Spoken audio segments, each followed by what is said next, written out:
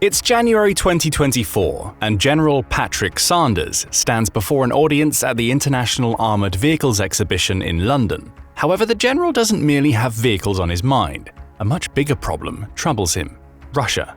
During his speech, Sanders stresses that the UK needs to achieve a mental shift, particularly when it comes to the British public and its collective preparedness for war. Conscription still isn't on the table, the general says, but the country's army as it stands right now isn't strong enough. He tells the audience that the UK needs to modernize and may even have to build a citizen army that's ready for a land war. He then delivers a chilling warning. Within the next 3 years, it must be credible to talk of a British army of 120,000 folding in our reserve and strategic force, but this is not enough. Why will it not be enough? Again, Russia. Sanders' speech rattles a few cages at 10 Downing Street. Former Prime Minister Rishi Sunak dismisses Sanders' words, saying that presenting hypothetical scenarios isn't helpful to anybody. That especially goes for the general's comments that the Ukraine war has shown that it's not regular armies that win wars, it's citizen armies. The UK should follow in Ukraine's footsteps, he argues, or at the very least, be mentally prepared to do so. His message is clear: the UK has no choice but to prepare for war with Russia. And his statements lead to some questions. Why does the UK have to prepare, and just how credible are Sanders' claims? Assuming the general is correct, how would the UK fare if it faced Russia today? And what, if anything, is it doing to prepare for a war with one of the world's largest militaries? To begin answering those questions, we must first dive into the relationship between the UK and Russia. Both nations have essentially been at peace since the end of the Crimean War and have been allies fighting alongside each other in 2 world wars. Given that somewhat friendly history, how have relations between the two countries fractured to the point where the UK needs to be ready for war? It all starts with the rise of Vladimir Putin. Putin's rise to the Russian presidency in 2000 marked the end of the cooperative relationship the UK enjoyed with Russia following the end of the Cold War. That end didn't come immediately. Rather, a series of events slowly transformed the relationship from one of cooperation into one of confrontation, perhaps starting with an infamous incident, the 2006 murder of Alexander Litvinenko. A former officer with the Federal Security Service, or FSB, Russia's replacement for the KGB, Litvinenko was a Russian spy who had become critical of his country. In 1999, Litvinenko earned the FSB's ire when he claimed that the agency had begun colluding with the Russian mafia and was responsible for several apartment bombings in Russian cities that Russia then used to justify the Chechen War. But perhaps more dangerous to Litvinenko, according to a 2016 report by The Guardian, was that he had a personal vendetta against Putin. When Putin became the director of FSB in 1998, 2 years before he ascended to the presidency, Litvinenko met with him to argue against the corruption he saw in the agency. Putin listened to him make his case and did nothing, creating bad blood between the two. It's likely this incident that prompted Litvinenko to leave FSB and flee to Britain in 2000, where it's believed he started working for the MI6 spy agency and developed associations with former Chechen leader Akhmed Zakayev and a Russian oligarch named Boris Berezovsky, both critics of the Kremlin, both enemies of Vladimir Putin. If those associations weren't bad enough, Litvinenko was also not shy about attacking Russia's president. In July 2006, he wrote an explosive article in which he claimed Putin was a pedophile who had abused his position as the head of FSB in the late 1990s to destroy videotape evidence of himself having sex with underage boys. Add to that further accusations that Putin was responsible for the October 2006 murder of a Russian journalist named Anna Politkovskaya, and Litvinenko had placed himself on Putin's hit list. It wouldn't be long before Putin enacted his revenge. In November 2006, Litvinenko was killed inside the UK through the use of a poison named polonium-210, which had been administered to a cup of tea. The inquest that followed revealed that Litvinenko was being paid by MI6, though the specific terms of his employment weren't revealed, and that he had been targeted by assassins. Specifically, the 2 men he met for that fateful cup of tea, Andrei Lugovoy and Dmitry Kovtun, were accused of being the men who administered the poison. However, they weren't acting alone. The inquest revealed that Putin likely greenlit the order to kill Litvinenko. The assassination triggered a turning point in UK and Russian relations, with the UK being incensed over the fact that Russia would kill somebody on British soil. In addition, Russia had been uncooperative with the investigation and even refused to extradite one of the suspects. Several Russian diplomats were expelled from the country in response to the killing, along with the UK ending its intelligence cooperation with Russia and freezing some of its assets. If nothing else, the incident showed the UK that Putin was willing to violate the country's laws to get what he wanted. Litvinenko's assassination wouldn't be the last time this happened. In March 2018, a Russian double agent named Sergei Skripal was poisoned in the UK. A former officer with Russia's GRU agency, a military intelligence unit, Skripal and his daughter were found slumped on a park bench 8 years after arriving in the UK as part of a spy swap deal in 2010. Both survived. 2 Russian men, Alexander Petrov and Ruslan Borisov, were accused of the crime, and details soon emerged that demonstrated the covert nature of their attempted assassination. Skripal was poisoned using a Russian-made military-grade nerve agent, with the poison having been applied through the squirt of a perfume bottle. Russia denied all involvement. It claimed that rogue elements had somehow gained access to the nerve agent and had used it without the Kremlin's knowledge. Britain's then Prime Minister Theresa May gave Putin 24 hours to prove his claims, which he failed to do so in the eyes of the British government. By March 2018, the UK was saying that there was no alternative conclusion other than the Russian state was culpable for the attempted murder of Sergei and Yulia Skripal. Another attack on citizens inside the UK, and yet another incident that further soured the relationship between Britain and Russia. The Guardian claimed in 2018 that the incident plunged the relationship between the countries to its lowest depths since the 1980s and the cruise missile crisis. But those relations would reach new depths in February 2022. On February 17, 2022, the UK created new legislation that would give its ministers the power to impose fresh sanctions on Russia's businesses and oligarchs. The decision came in the wake of growing tensions in Europe as Putin appeared to be gearing up to invade Ukraine. About a week later, Russian soldiers started a war that continues to rage to this day. The UK joined the rest of the Western international community in condemning the war and used its new powers to levy sanctions. It also began supplying aid to Ukraine, along with many other countries, with Britain's contributions having reached $54.2 billion in value as of July 2024. All of this backstory matters because it paints a picture of the two countries that have experienced continued fracturing of their relationship over the last 24 years. Through his assassination attempts, Putin has shown that he not only lacks respect for the UK and its laws, but that he's willing to deploy agents into the country to get what he wants.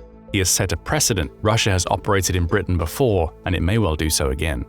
Only this time those operations would escalate into full-scale war.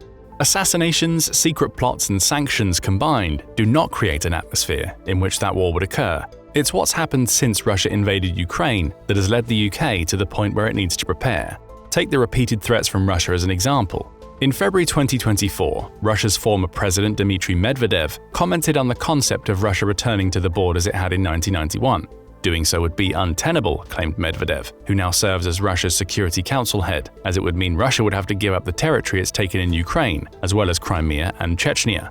Speaking on Telegram, a social media platform that's popular in Russia, Medvedev issued a chilling threat. Attempts to return Russia to the borders of 1991 will lead to only one thing: towards a global war with Western countries using the entire strategic arsenal of our state. Medvedev then claimed that any attempt to return to those borders would represent the West forcing a direct and irreversible collapse of Russia, before he built on his strategic arsenal comments. Threats were levied against Kyiv, Washington, Berlin, and London, with Medvedev claiming all four have long been included in the flight targets of our nuclear triad. Better to return everything to how Russia wants it, demanded Medvedev, or Russia will return it themselves, with maximum losses for the enemy. The context here is simple. Russia would be prepared to use nuclear weapons to strike Britain if the UK takes part in any concerted effort to force Russia to return to its old borders. Suddenly, General Sanders' comments about the need to be prepared are cast in a new light.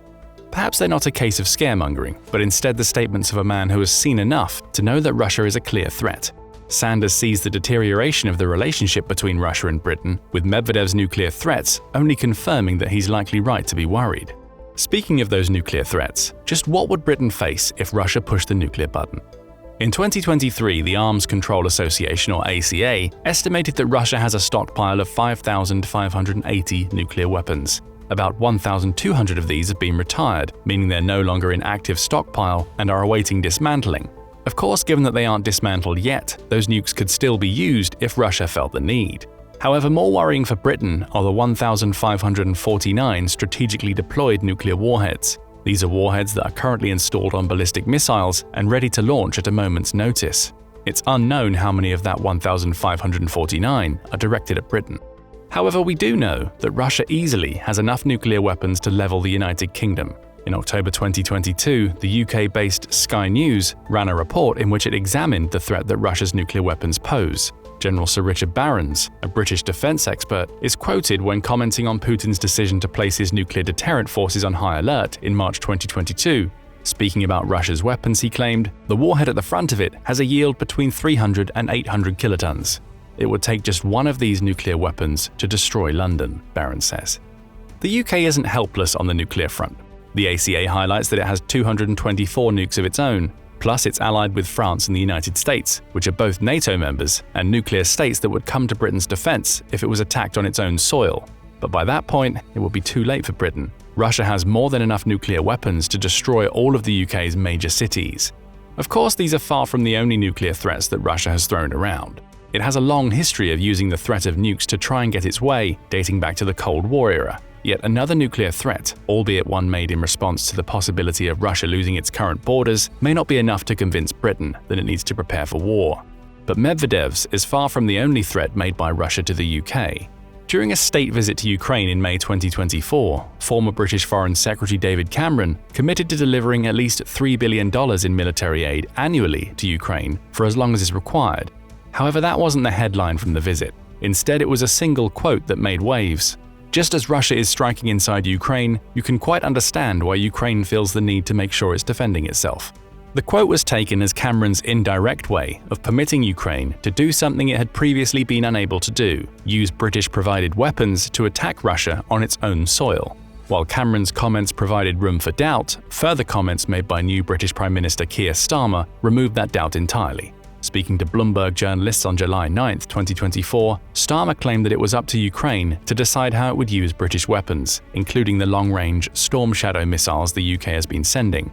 Those missiles can travel for 155 miles, far enough for Ukraine to launch them from within its own territory to strike at Russia behind the front lines of the war. Russia was incensed. In the wake of Cameron's comments, Moscow summoned Britain's ambassador to Russia to the Foreign Ministry to deliver a message. Any strikes made by Ukraine on Russian territory using weapons supplied by the UK would force retaliatory strikes on British military facilities, both in Ukraine and elsewhere. The implication is that elsewhere could mean on British soil. Yet another threat, and yet another justification for General Sanders' comments that Britain needs to prepare. The UK didn't backpedal on Cameron's statements in the wake of Russia's threats, with Starmer's July 2024 comments only adding fuel to the fire.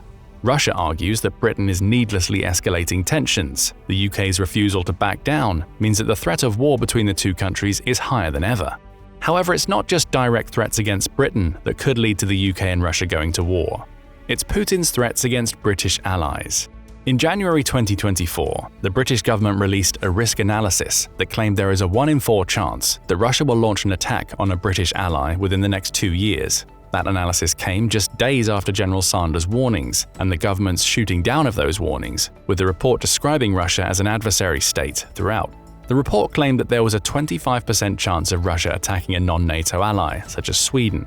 Of course, Sweden has since become a member of NATO, potentially reducing the possibility of such an attack. But if it were to occur, Britain would find itself going to war not because it was attacked directly, but because it was bound to do so by Article 5 of the NATO Convention. The article essentially states that an attack on one NATO member's soil is treated as an attack on all members, with those who aren't being attacked duty-bound to come to the defense of the country that's being targeted. The message here is simple. Russian aggression toward countries like Sweden, Finland, or the Baltic states of Lithuania, Estonia, and Latvia could mean war between Britain and Russia. NATO hasn't lowered these tensions. If anything, it's exacerbated them with the creation of Operation Steadfast Defender 2024. Touted by NATO as the organization's largest military exercise since the Cold War, the joint effort saw 90,000 troops from all of NATO's 32 members converge on Europe to conduct a host of military exercises between January and May 2024. The exercises were split into 2 parts. First, the United troops would carry out a series of exercises focused on securing the Atlantic Ocean through to the Arctic Ocean. From there, ground-based troops would move across Europe, traveling from the north of the continent through its center and finally into Eastern Europe. NATO's stated goal was simple: demonstrate the organization's ability to defend every inch of its territory. The message to Russia was also clear, as NATO's exercise was designed to showcase that its forces are ready and waiting to fight should Russia launch an attack on a NATO ally. The UK was among the most heavily involved nations in Operation Steadfast Defender, as it sent 16,000 troops, a little under a fifth of the NATO total, and reinforced its commitment to collective defense. Once again, we see an escalation of tensions. Putin has repeatedly warned NATO nations not to get involved in his war against Ukraine. However, Russia's continued aggression has prompted many NATO nations, including the UK, to take stock of their defensive strategies in preparation for what some see as an inevitable war. This collective escalation could place the UK in a position where it has no choice but to go to war with Russia to support other NATO members. Finally, there's one more suggestion that the UK needs to gear up for war with Russia. Its own people think that war is inevitable. That's according to a YouGov poll conducted in February 2024, which quizzed Britons on whether or not they believed the country needed to get ready for a global conflict. Over half, 53%, believe that there will be another world war in the next 5 to 10 years, with 15% claiming that such a war is very likely. Another 38% say that war is somewhat likely, while a further 16% simply don't know one way or the other. On the plus side, 44% of those polled believe that the UK and its Western allies would prevail in a war over Russia and its allies, compared to just 13% who think Russia would win. Where does all of this leave the UK? One of its leading generals claims that war is coming. Since 2000, Britain has seen its relationship with Russia deteriorate enormously, to the point where the UK is referring to Russia as an adversary state in official reports. Moscow has levied threat after threat at Britain in 2024, ranging from mentions of nuclear weapons to warnings of strikes on British military facilities and equipment if Ukraine uses British weapons inside Russia. NATO appears to be preparing for war, having conducted one of the largest cooperative exercises ever during the first half of 2024, and Britain would likely be a major part of that war. And as YouGov reveals, most Britons appear to side with General Sanders and his belief that the war is coming. All of which brings us to another question. Is the UK ready to fight Russia? The simple answer appears to be no, or at least it's not ready to fight Russia alone. Every year, Global Firepower, or GFP, compiles a list of 145 countries with militaries, ranking them based on over 60 factors to determine which is the strongest. The United Kingdom performed well in the 2024 version of this list, achieving a ranking of 6th out of 145. The problem is that Russia came second, and it overpowers the UK in practically every department. Russia has 1.32 million active military personnel, compared to 184,860 in the UK. Russia also has over 1 million more reserve personnel, though the UK comes in with an impressive 924,000. The UK's defense budget is about half of Russia's, and its air force is far smaller, with 664 aerial assets compared to Russia's 4,255. Russia has more tanks, over 130,000 more armored vehicles, and crucially, a navy that contains 664 more assets than the UK's Royal Navy. The last point is important. Britain's island status means that a conventional war would require Russia to attack via sea. Adding to all of this is the nuclear issue discussed earlier, as Russia has enough nuclear weapons to decimate the UK if conventional warfare doesn't do the job. General Sanders recognizes Britain's comparative weakness. In July 2024, he warned that NATO, and Britain by extension, only had about 5 years to prepare for war with Russia. Honing in on Britain's defensive capabilities, he praised the UK's ability to combat cyber threats, as well as its ability to defend against terror attacks. But in a full-blown war, it will be found wanting. We have a huge gap in air defenses, the general claims, adding that Britain needs to ensure that its skies are protected with greater investment and that the undersea cables that we rely on are protected from Russian sabotage. In other words, Britain needs to spend more on its military. Which brings us to the final key question posed in the video. What is the UK doing to ensure it's ready for war with Russia? We've already seen some examples. For instance, the UK taking part in Operation Steadfast Defender 2024 is a purposeful effort to reinforce its defensive ties with dozens of other nations. Cooperative defense will form the majority of the UK's strategy against Russia, as it will lean on Article 5 of the NATO Charter to ensure that other powerful nations, such as France, Germany, and the United States, fight alongside it should Russia attack Britain on its own soil. The UK has also been busy signing security partnerships outside of NATO. For instance, 2017 saw it sign a trilateral submarine agreement that also involves the US and France, with 2021 bringing with it a similar agreement between the UK, the US, and Australia. Though these agreements don't compel any of the signees to come to the other's aid in times of war, the fact that they exist at all suggests that Britain will have plenty of allies on which it could rely during a war with Russia. Of course, allies alone won't win a war. The UK needs to prepare internally. It appears to be doing that by committing to the level of investment General Sanders believes is required. In April 2024, Chatham House reported that former Prime Minister Rishi Sunak had pledged to continuously increase Britain's military spending until it reaches 2.5% of gross domestic product, or GDP, by 2030. That would put it above NATO's 2% of GDP guideline, adding an extra £75 billion, or $96 billion, to Britain's defence budget over the next 6 years. Britain's July 2024 general election initially cast this budget in doubt. However, the Labour Party under Keir Starmer has reiterated Britain's intention to hit a 2.5% of GDP target, meaning military spending has survived a changing government. However, these budgetary increases may not be enough. The Institute of Fiscal Studies points out that the £75 billion pledge only works out if the UK intends to freeze its budget every year between 2024 and 30. In other words, a large amount of that money would have been accounted for within existing increases to UK defence spending, which is already at 2.3% of GDP. Taking that existing commitment into account, rising to 2.5% of GDP only adds £20 billion, around $25 billion, to the budget. While still a large amount of money, most of it will go toward plugging current funding gaps in Britain's military. That means it's having to spend more to play catch-up with Russia rather than spending to strengthen a fighting force that was already capable of winning a war. Nevertheless, the UK has been ordering and building more weapons since the outbreak of the Ukraine war. December 2022 saw it spend almost $300 million on thousands of next-generation light anti-tank weapons, or NLAWs, from Swedish manufacturer Saab.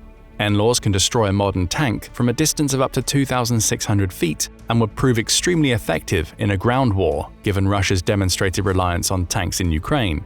A further $115 million was committed to buying L403A1 assault rifles, which feature stronger optical sighting systems than Britain's current rifles, as well as a muzzle signature reduction system. The UK government website suggests that up to 10,000 of these rifles may be purchased between 2023 and 33. Forces.net also reported that the UK is investing in drones capable of firing bullets costing as little as 13 cents per round in May 2024. The point here is that the UK is spending the money it has intelligently. It's seen Russia's extensive use of tanks in Ukraine and is investing in NLAWs and drones due to the success Ukraine has enjoyed with both. Purchasing new rifles also means Britain's soldiers would likely be better equipped than Russia's on the battlefield. However, it likely needs to spend more, and faster, if General Sanders' prediction of a conflict within 5 years is true. Right now, Britain's navy doesn't match Russia's in sheer size, even given the fact that much of the Russian navy is made up of patrol boats and smaller warships. Its aerial forces, as Sanders points out, are also not at the level they need to be to establish aerial dominance against Russia. Help from its allies could bolster the UK. But if it's to win against Russia, it likely needs to do more. That may mean an even greater commitment to spending, as well as increasing cooperation with its allies to ensure that collective defense is really what it's touted to be if Russia's aggression extends to Britain's shores. But what do you think? Does the UK really need to prepare for a war with Russia, or is General Sanders focusing on a future that's unlikely to happen? What else should Britain do to bolster its military? Share your thoughts in the comments, and thank you for watching this video. Now go and check out The UK Just Gave Putin a Devastating Blow, or click this other video instead.